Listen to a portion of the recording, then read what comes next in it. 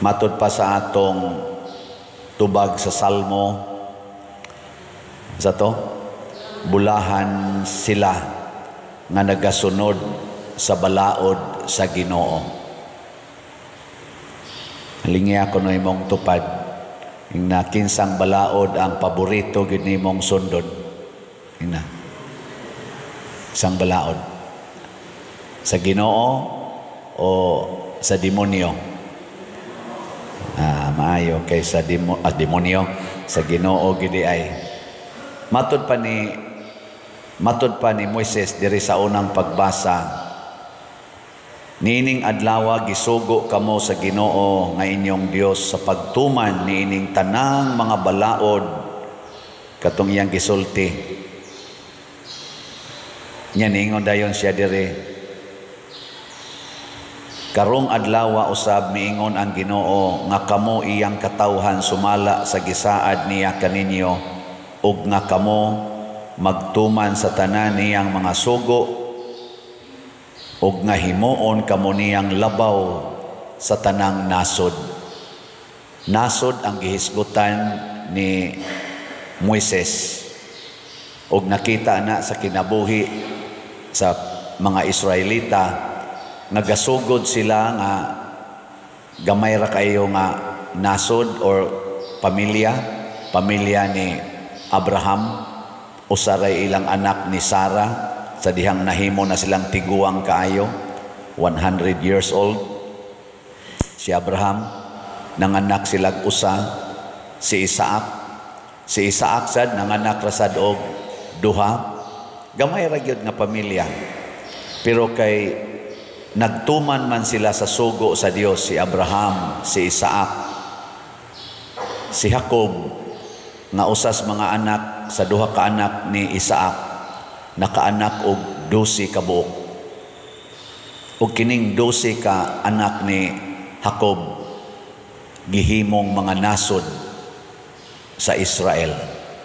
12 ka nasod sa Israel ug nahimo silang dako kayong katawhan nga bisag gidaog-daog sila sa Ehipto, gitabangan sila sa Ginoo hangtod gyud nga nahimo silang number 1 nation in the world, labi na gyud sa panahon ni Hari David og ni Hari Solomon.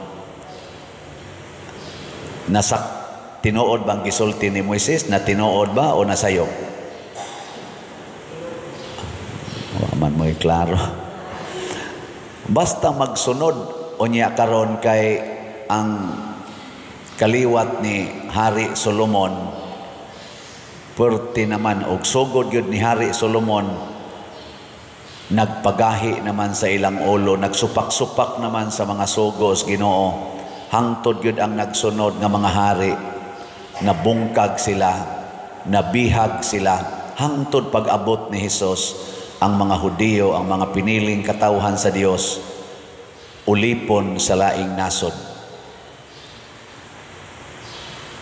Tanawa ko no ang atong Pilipinas karon, unsa man ta, gawasnon o ulipon sa laing nasod? Kusga.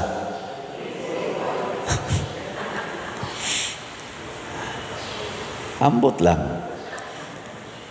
Basta ang atong pinakasikat nga tao, usas pinakasikat nga tao sa Pilipinas, former President Rodrigo Duterte, wa gihiring diri sa Pilipinas. Igo rang gidakop diri, pero tuwa gihiring, tuwa gipapriso sa International Criminal Court. Pasabot ni angkon tang mga Pilipino nga di ta kamaong muhandol sa kaso nga gipahamtang kunuhay ngadto ni President Rodrigo Duterte, kinahanglan tang magpatabang sa laing mga nasod kay di ta kamao o dili ta kapatunhay, dili ta ka kita sa hustisya ni anang maong kaso tungod kay di ta kamao. Ulipon ta, uyamo ta in relation to this case ngadto sa laing mga nasod. Bisan kita karon mga Filipinos, unsa may atong kasagaran yung hunahuna, kung ni atas atong nasod patay kita dinhi. Abroad yun. Kay mauragid na'y paglaom nga makaluwas nato gikan sa atong financial problems. Hala, usban ng colors imong buhok, ipablan para mura-mura sa kag foreigner. Kay kung kana ra yung naong nimo nga Pilipino, wa gid nay lami ng naong nga. Mura ba tag inferior ta kanunay ba? Inferior. Hala, paputian ang imong naong kay kaning atong kayumanggi nga color inferior from other nation. Hala, inata ng imong ilong kay kanang atong ilong nga murag palwas lubi. Kanang para sa ning ako, uyamo ta, ulipon ta. Hala, sumpay ng imong pilok, kanang imong pilok nga mubo kayo, ipariha na anang mga tagalaing nasod nga bawog kay pilok tagas pagyud kaayo. Bahala na lagi mo na lang ng butangan diyang sumpay-sumpay kay o kana ragi imong pilok ultimo kay ka. Di ba? Nakita na to karon, nakitang mga Filipinos wala tay igong kusog o kalig-on sa dignidad nga makaingon tang labaw ta sa ubang nasod. Muratag mo feel yung inferior. So nang kay pag-ingon sa Interpol nga dakpa ni si Rodrigo Duterte, mao man na ilang giingon, og paghatag og warrant of arrest gikan sa ICC through the Interpol kuno, gidakop ang 80 anyos, mo birthday naman na karong karong March 28, mag-birthday man na sa ika-80 anyos si President Duterte. Gidakop nga mao palay pagtugpa gyud sa eroplano gikas Hong Kong nga ni atin siya rally dito sa mga OFW supporting sa ilang partido sa eleksyon. Gidakop, giatake sa hubak o sa to diabetes, wa gipa-ospital din sa ato, wa gipalarga ngadto nga wa gani tagaig proper hospital care, wa gipa-stable ang iyang medical situation. Gidagyod, gidali-dali gyud padang adto sa kay mura lagi tag niingon ang ICC ra gyud, ang ICC ra gyud mo'y makasulbad aning maong kaso nga gipahamtang nato ni President Duterte. Kita dinhi inferior ta. Dihi kausa si San Pablo iyang gikasab-an ang mga leader sa simbahan nga iyang gi-organize. Ningon siya, nganong ang inyong mga kaso tua man ninyo gipahusay sa mga dili magtotoo? Wala na balangyoy kasaligan nga mga leader ninyo diha sa simbahan nga makahusay sa inyong kaugalingong kaso? Inana ba? Murasag ato sa nang ipangutana kitang mga Filipinos, wala na balangyoy korte din his Pilipinas, apil ng Supreme Court nga makahatag og husay ni ining kaso nga AJK, kani kunong gitawag og crime against humanity ni President Rodrigo Duterte?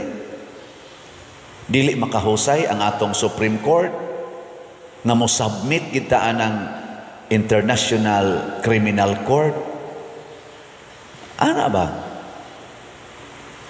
Nakaron unsaon man aron magsunod tas balaod sa Ginoo, unsa may kinadak ang balaod sa Ginoo nga makapahimo natong tinuod gyud nga iyang katawhan, iyang mga anak. Gani iningon pa gani diri, kinahanglan magmahingpit kamo, ingon nga hingpit ang inyong amahan nga atua sa langit. You must be perfect as your heavenly Father is perfect. Unsa maning suguas Ginoo nga makapahimo natong dako nga nasod, lig-on nga nasod nga gipractice ni Hari David, gipractice sa mga nila ni Moises. Unsa man na? Love your enemies. higugmaa ang inyong kaaway. Ana, gasigi naman hinoon tarog pangaway.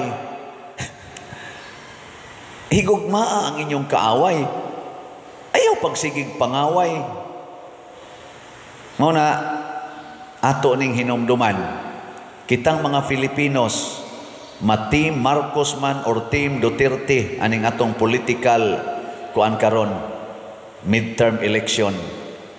Hinumdumanin nato nga magsigi pagkaitag-away, magsigi gan itag-away kita entre mga Pilipinos, mahimo gitang uyamot. Gitag-ana na ni Kristo ang panimalay nga mag-unay away ang mga sakop, mahugno ng maong panimalay. Ang gingharian nga mag-unay away ang iyang mga sakop, mahugno sa nang maong gingharian.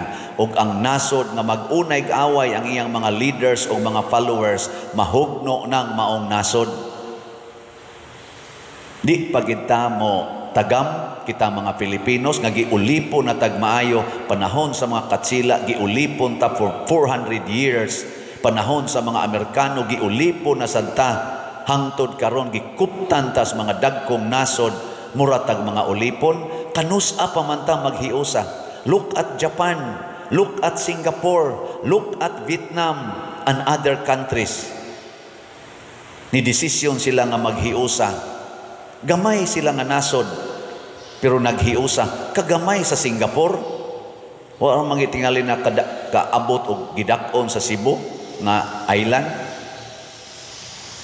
Pero nga nung nahimo man silang dako kaing nasod, inila nga nasod, girespetuhan nga nasod sa tibuok kalibutan. Tungod kay naghiusa sila. Kagamay sa Japan, puparihara man na sa ato din Pero nga nung ang Japan, usaman sa mga girespetuhan o gitamod nga mga nasod, kay naghiusa sila. Naghigugmaay. Gani ang ilang leader dito, kung makahimo gid siyag sayop tungod sa iyang kahuyangan, mag-commit og suicide, harakiri. Dinis ato. Hilingay mong tupad. Yung namusunod ka ng harakiri. Ambot lang. Mo na mo kuan ang tataba maminaw na unta tas Ginoo aron mahimo tang bulahan na how to love enemies. Kaya mo ingam sa mo, paduroy sakit kino, di na pwede karon tanaw na to social media, naay na nag-prayer rally nga nag-ampo para ni President Rodrigo Duterte. Naasay nag-prayer vigil o naghimog mga misa, nag-ampo sad nga makonbikto gyud si President Duterte. Kinsa maron nila ani ang tinuod nga nahigugmas kaaway? Kinsa man? Kaning na nagvigil og nagmisa aron makonbikto gyud si President Duterte, o kining na nagmisa sad unya nagprayer vigil aron luwas o ma-absuelto si President Duterte. Kinsay nahigugma ron anis kaaway? Handa, hilom lagi mo. Kay mo siparit ganita sa sugo os Ginoo, hugno kita. Few years from now, bagsak nig samot ang Pilipinas, bisan gani sa ato dining educational system. Uyamot kay tas tanan. Hunahunaa lang ha, kung mo trabaho ang ato mga graduate, mga professionals nga Pilipinos, bisan pag doctors o lawyers, bisan pag top-notcher ka dinhi sa imong medical exam, board exam o sa atong bar exams, inig-adto nimo laing nasod, labi na sa kanang gitawag o mga first class nations, daghan kay kag exams nga i-take o sa to qualify yourself there. Pero kung sila'y mo anhi dinhi sama anang ICC, kung sila'y mo ari dire, kausara ta murata giagiag bagyong Yolanda, tuman dayon tawa tay mga requirements gikan nila to make them qualified to order a warrant in our country. Ingon ta anak kauyamot. Pero kita'y magtugatugag, dakop ditong tao sa ilang lugar niya, ang atong warrant atong iserve dito, muagi tag butas ng karayom. We will pass through the needle's eye before we can implement our standards here. Is it not insulting? Is it not a slapping on our face as Filipinos? Nya ato gyaponing patuyangan, mag-away ra gyapon ta. Let us unite as Filipinos. Love your enemies. Lingian na imong tupad.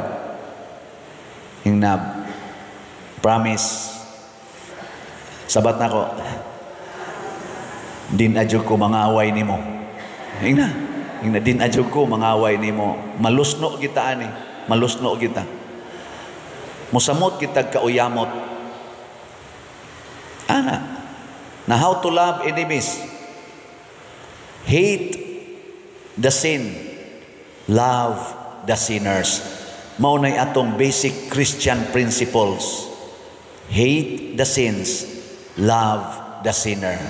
Unsa may mga sala nga naas atong nasod nga nakapahugno nato o nakapahimo natong nag-away-away na takaron. First, graft and corruption. Mao gini ang tinuod nga problema sa atong nasod, graft and corruption.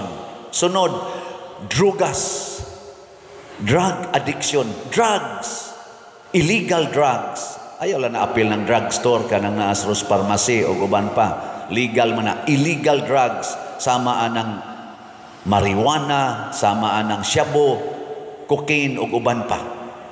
Drugs. Sunod, terrorism.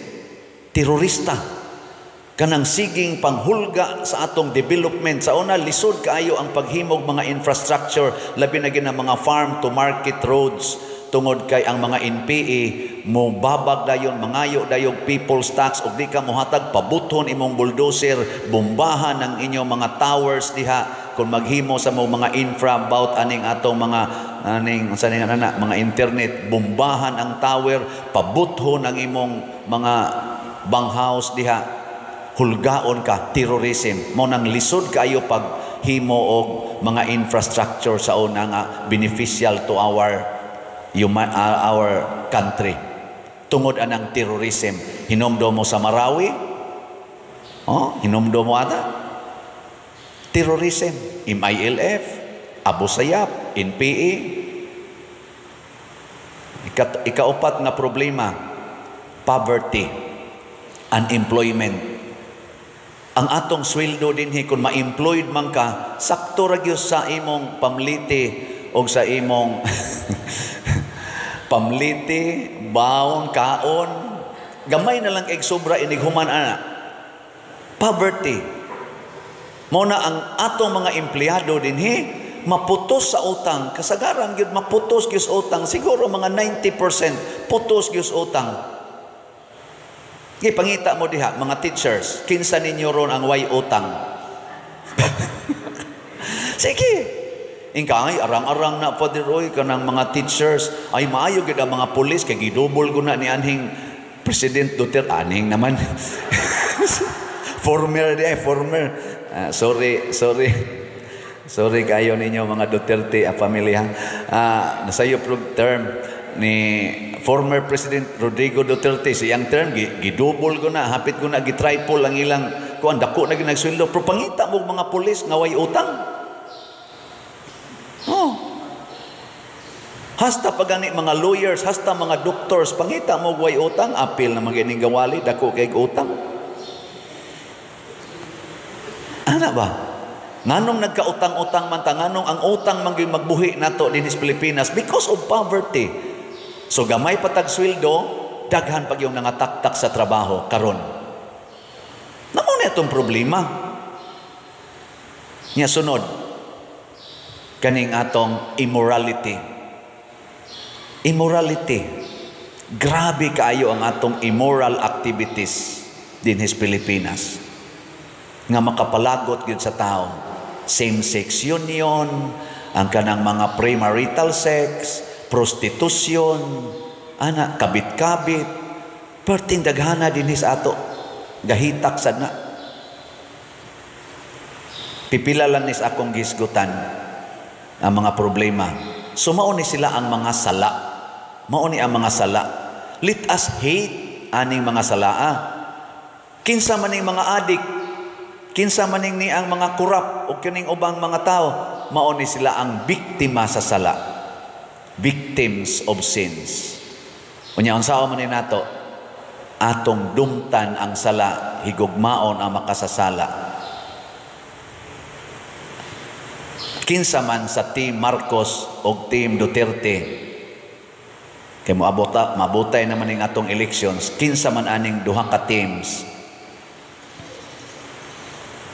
ang naglagot gyud sa sala, ang naningkamot nga mawagtang ang mga sala. Kanay atong pilion. Kinsay nakapaminos sa drugas, Administrasyong Duterte o Administrasyong Marcos? Kinsay nakapaminos sa insurgency, terrorism, Administrasyon ni Marcos, Administrasyong Duterte? Kita nalay mo analyze. Kinsay nakapaminos sa poverty, Administrasyong Marcos, Administrasyong Duterte? Kinsay dunay daghan kaayong mga infrastructures nga nahimo, mga roads, bridges, and other infrastructures nga nakapabungkag sa mga NPA gani o sa mga terorista, Administrasyong Marcos, Administrasyong Duterte. Katapusan lang na kong testing, hay may mas daghang gisakitan ani karong nahitabo, ang mga kontra Duterte o ang mga pro Duterte. Sa mga rally karon, sa mga rally ba, prayer rallies, kinsa may dunay baga yung dosok sa katawhan nga automatic nga naghimo og mga suporta, nagpakitag suporta, ang kontra Duterte o pro Duterte. Mailhan man nato mga igsoon kung kita nahigugma gyud nga Dios non nga paghigugma. Dili magita ka perfect, no? Dinis kalibutan, why perfect? Bisan si Jesus gikulata o gilansang sa cross. Bisag perfect ang iyang paghigugma, pero ang dating nato di gina perfect, kay imperfect people man ta. Pero kinsa may mas dako og positive impact, mao nay importante. Pasabot makatandog ba sa kasing-kasing sa mga tao. Di na lang ta magsigig analyze sakto ba o dili ba, the impact, positive impact. Kinsa may mas daghag na lipay ang katawhan sa ilang pag-administer, kinibang administrasyon karon ni Bongbong Marcos o ang kadtong administrasyon nga 6 years ni President Rodrigo Duterte? Kinsa may duna bay daghan nga nagpasalamat og nalipay?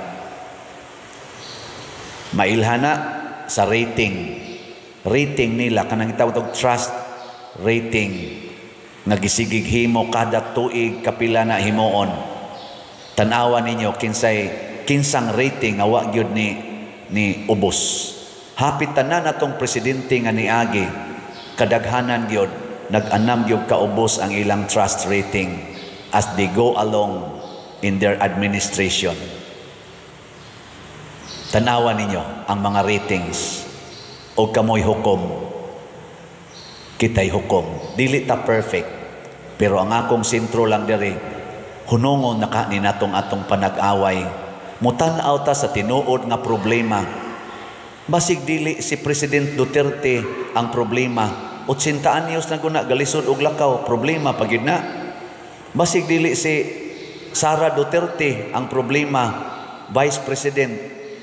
Ngano man yung i-impeach man gina nato, makapaminos gina sa corruption, makapaminos gina sa drug addiction, makapaminos na sa terrorism, makapaalibit na sa atong employment o sa atong poverty. Kana ba? I-check nato. O kung dili man, hunongon ta na maghigugmaay ta, mag-reconcile ta. Sakit man tingali, pero dawato nato ang sakit. Kay usahay kaning atong luha, mausad ni ang healing power of relationships. Manghilak ta para sa paghigugmas kaaway, dili kay manghilak ta kay nag-ilaid na tas kalisod tungod sa atong pagsigig away. Manghilak ta nga nangasayop ta pili, dili kay manghilak ta tungod kay gi-oppress na tagmaayo sa atong gipili nga sayop. Muna karong eleksyon pohon midterm, mamili ta adtong kamaong mohigugmag kaaway, kamaong mudumot og sala, kamaong mohigugmag makasasala. Usa lang ni sa akong nakita personal, bahala na muoyon mog sa dili. When President Duterte took office, millions nga mga addicts ang ni-surrender tibok Pilipinas ug nagbag-o sa ilang kinabuhi, ni-undergo og mga kaning rehabilitations o uban pang mga pamaagi. Gani naata din hisugod kanang pasiugdahan ni Sister Faye Barino og sa Love of God community. Sugod, surrender to God. Millions ang nag-surrender. Never in our history in the Philippines nga nahitabo na. Adto sang panahon na ako ang in charge sa prison ministry sa atong archdiocese. Double, triple ang gidaghanon sa piniriso. Pasabot, wa pamatya, gipang priso ang kadtong nasakpan. Na triple god. Og 80 to 90% sa kaso nga nung nidaghan og maayo ang mga piniriso, drugs, related to drugs. Sa ato pa, wa pamatya ang mga adik, gipang priso. Naipipilang namatay.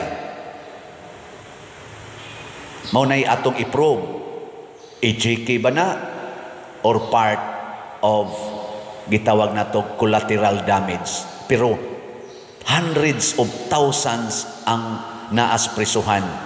Nakaron gani, nakalaya na ganing uban. Ana, minindot ang atong mga prisuhan. Dagkong facilities, Luzon, Visayas, Mindanao, na ay bag-ong mga buildings, tag 2-story, tag 3-story, tag 4-story buildings para lang maluag-luagan ang kahimtang sa mga piniriso. Sa ato pa, naagya po humanitarian action for the persons deprived of liberty. Panahon na sa administrasyon ni President Rodrigo Duterte. Kanalay akong nakita og napatingali uban.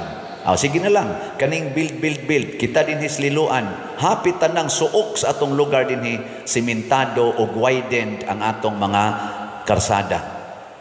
Luzon, Visayas, Mindanao. Wa pa ni mahitabo sa bisan kinsang administrasyon since I was aware about this 1986 momentoy una gyud nga naatay change of kaning administration din sa Pilipinas.